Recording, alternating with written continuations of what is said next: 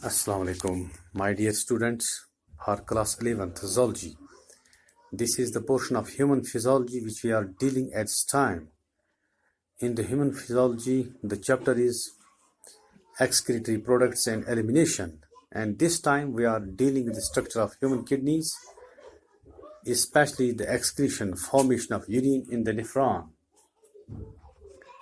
My dear students, the formation of urine takes place in the uriniferous tubule, what we call as a nephron.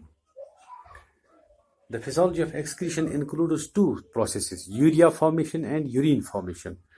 So far the urea formation is concerned, there are three amino acids responsible which are interconverted through the urethane or methane cycle by which urea is formed. The second step is the urine formation, what we call as ureopoiesis. Urine formation occurs in the kidneys. It involves three processes: glomerular filtration, tubular reabsorption, and tubular secretion. In the diagram in front of you, there is uriniferous tubule, what we call as a nephron. It has a cup-like structure. This is called the Bowman's capsule.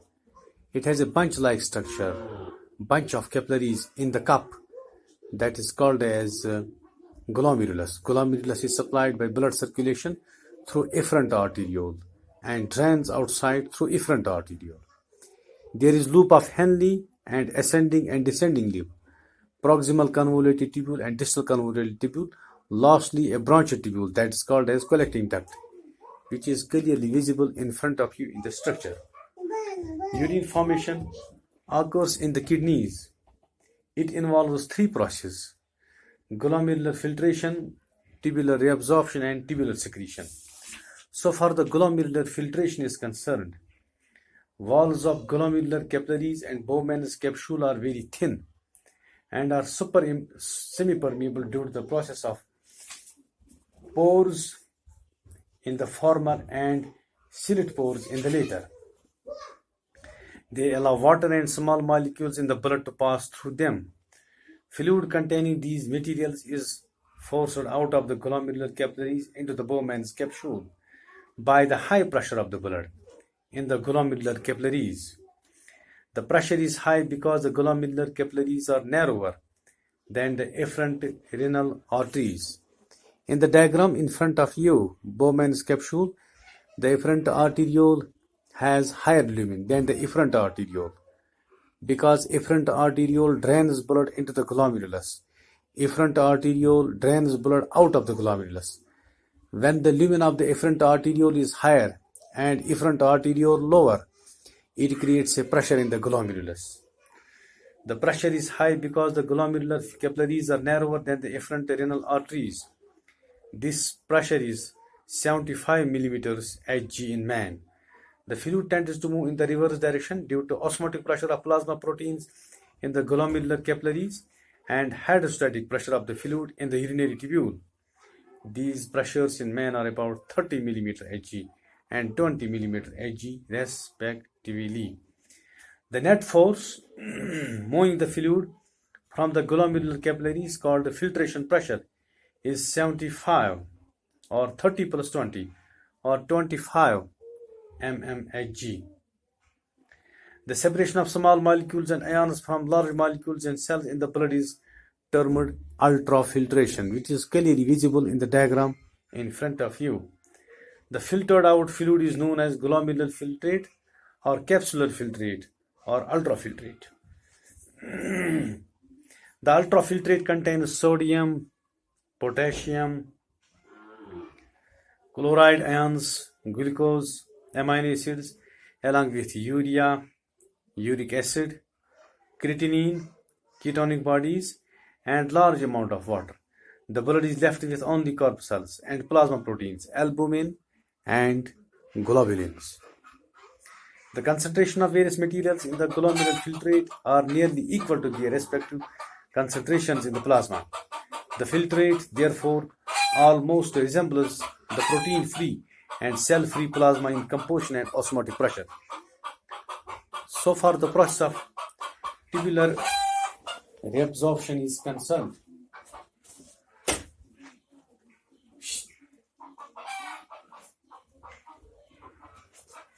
So far the tubular reabsorption is concerned, from the Bowman's capsule,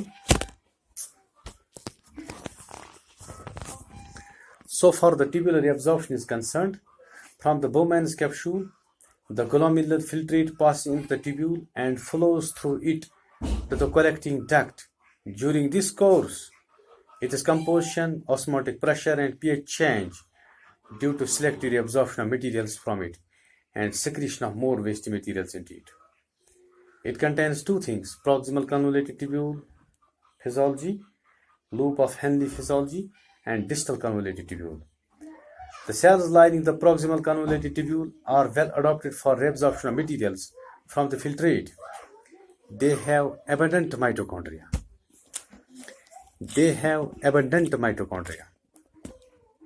and bear numerous microvilli. On the free side, mitochondria power the active transport of nutrient molecules back into the blood.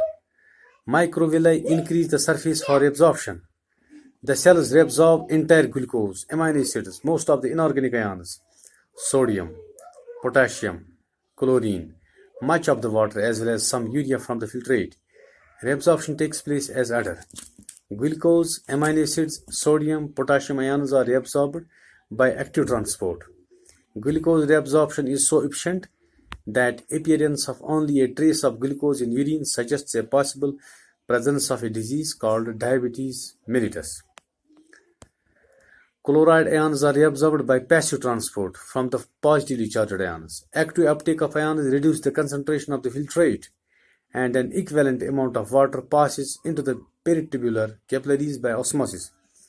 Most of the important buffer bicarbonate is also absorbed from the filtrate. Some urea is absorbed by diffusion. The rest remains in the filtrate for removal in the urine.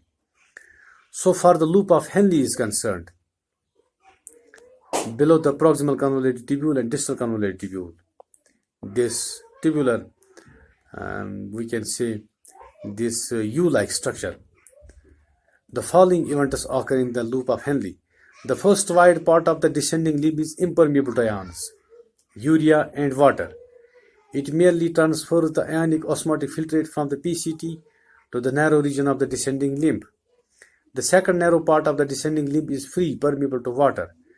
The interstitial fluid around it has a high osmotic pressure due to a high concentration of sodium chloride and urea in it. Therefore, water is drawn out of the filtrate by osmosis. The exit of water makes the filtrate hypertonic by the time it reaches the turn of the loop to enter the ascending limb. The ascending limb is impermeable to water along with its entire length. So far the distal convoluted tubule is concerned, when the level of plasma water falls, the posterior pituitary lobe increases the antidiuretic hormone, which increases the permeability of the distal convoluted tubule, collecting tubule, and the collecting duct to water. Water is reabsorbed from the filtrate by osmosis, and a reduced amount of a concentrated urine is produced. When the level of plasma water becomes normal, ADH is not secreted. Permeability of distal convoluted tubule, and collecting duct to water decreases. Less water is reabsorbed and abundant dilute urine is produced. The distal convoluted tubule, collecting tubule, and the collecting duct actually reabsorb sodium from the filtrate under the influence of the adrenal hormone aldosterone, which makes their walls permeable to ions. The reabsorption of sodium brings about the uptake of an osmotically equivalent amount of water. Lack of aldosterone makes the DCT, collecting tubule, and the collecting duct impermeable to ions. Some urea diffuse from the last part of the collecting duct into the interstitial fluid to raise later density for further uptake of water into collecting duct and bottom of Henle's loop. So far the tubular secretion is concerned. Creatinine, hippuric acid, and foreign substances, pigments, drugs, penicillin are actively secreted into the filtrate and the proximal convoluted tubule from the interstitial fluid. Hydrogen ions and ammonia are also secreted into the PCT. This is clearly visible in the diagram shown in front of you. potassium, hydrogen, ammonium, hypocarbonate ions are secreted by active transport into the filtrate into the DCT. Urea enters the filtrate by diffusion in the thin region of the ascending limb of Henle's loop. Removal of hydrogen and ammonium from the blood in the PCT and DCT help us to maintain the pH of the blood between 6 to 8. Any variation from this range is dangerous. This is all about the 3 steps that are involved: glomerular ultrafiltration, tubular reabsorption, and tubular secretion that pertains to this formation of urine in the nephrons. Lastly, in the collecting duct, a large number of nephrons pour their secretions into the common collecting duct. The collecting duct is present in the medullary portion of the kidneys. This is all for this formation of urine nephron, what we call as excretion. Thank you.